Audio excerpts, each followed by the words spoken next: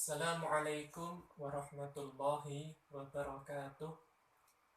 Saya Alvinsa Gandang Pratama dengan NIM 530 2017 0021 akan sedikit menjelaskan mengenai implikasi dan aplikasi dari teori belajar humanistik.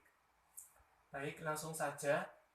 Implikasi atau keterkaitan teori belajar humanistik dalam proses pembelajaran adalah bahwasanya guru atau pendidik berperan sebagai fasilitator atau yang memfasilitasi peserta didik, dan peserta didik sebagai pelaku utama atau student center.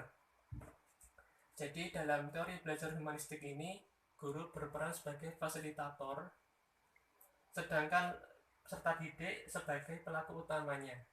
Nah, di sini peserta didik dituntut untuk berperan aktif dalam proses pembelajaran, entah itu aktif dalam bertanya, aktif dalam mengajukan pendapat atau argumen, dan juga aktif dalam mencari materi secara mandiri.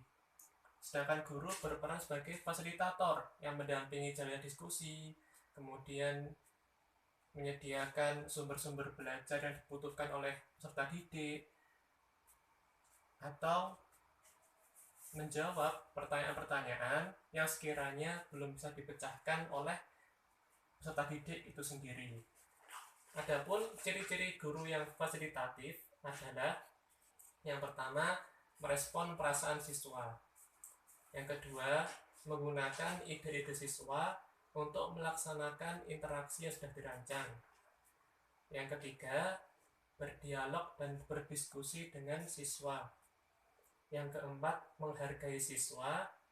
Yang kelima, kesesuaian antara perilaku dan perbuatan. Nah, dalam hal ini guru atau pendidik itu menjadi contoh bagi peserta didiknya. Tidak hanya memberi contoh, tapi juga menjadi contoh. Jadi antara yang disampaikan dengan yang dilakukan itu selaras atau sama.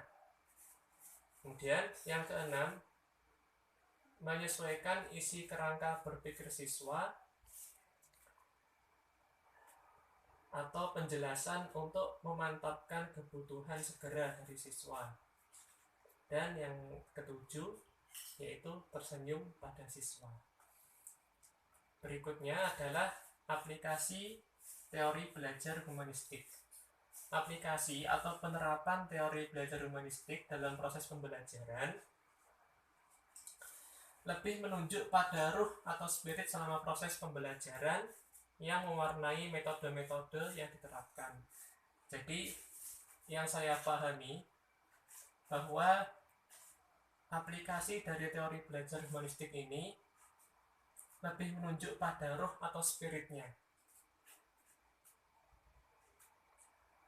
Metode pembelajaran kan bermacam-macam. Ada metode tanya jawab, ada metode ceramah. Nah, dari masing-masing metode ini kemudian diambil spiritnya. Misalkan metode tanya jawab. Apa spiritnya? Spirit dari metode tanya jawab adalah untuk menjalin komunikasi antara pendidik dengan peserta didik. Kemudian yang kedua, memancing atau memicu peserta didik agar aktif dalam pembelajaran. Kemudian misalkan metode ceramah, apa sih spiritnya? Nah, itulah aplikasi dari teori belajar humanistik yang lebih menunjuk pada ruh atau spirit selama proses pembelajaran. Kemudian tujuan pembelajarannya itu lebih ditekankan kepada proses belajarnya daripada hasil belajarnya. Jadi di sini yang lebih ditekankan adalah proses pembelajarannya, bukan hasil belajarnya. Bagaimana proses pembelajaran itu berjalan dengan baik, bagaimana proses pembelajaran itu berjalan dengan komunikatif antara pendidik dengan peserta didik. Jadi lebih menekankan pada proses daripada hasil belajar. Demikian sedikit yang dapat saya sampaikan mengenai teori belajar humanistik.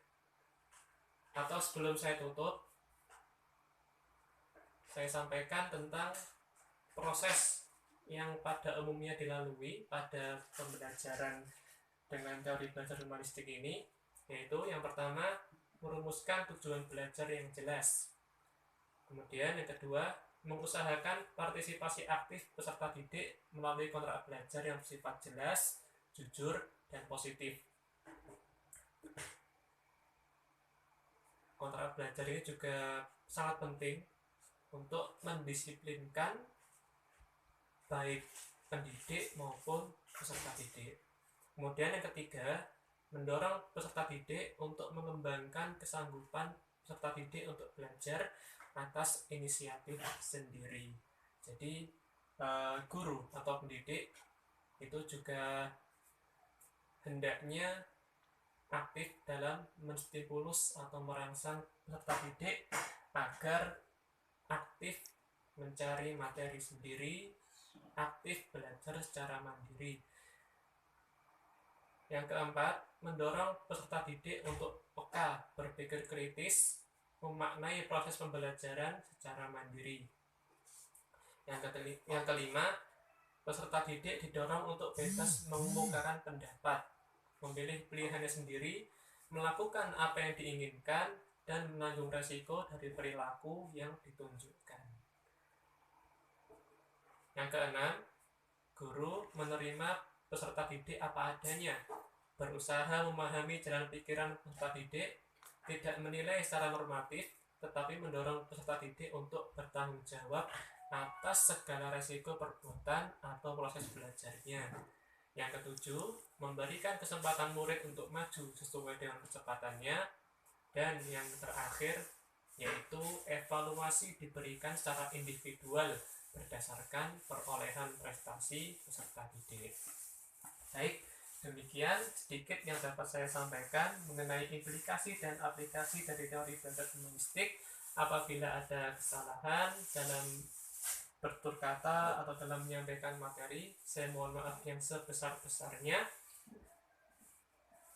Billahi fi sabilil haq, fastabiqul khairat. Wassalamualaikum warahmatullahi wabarakatuh.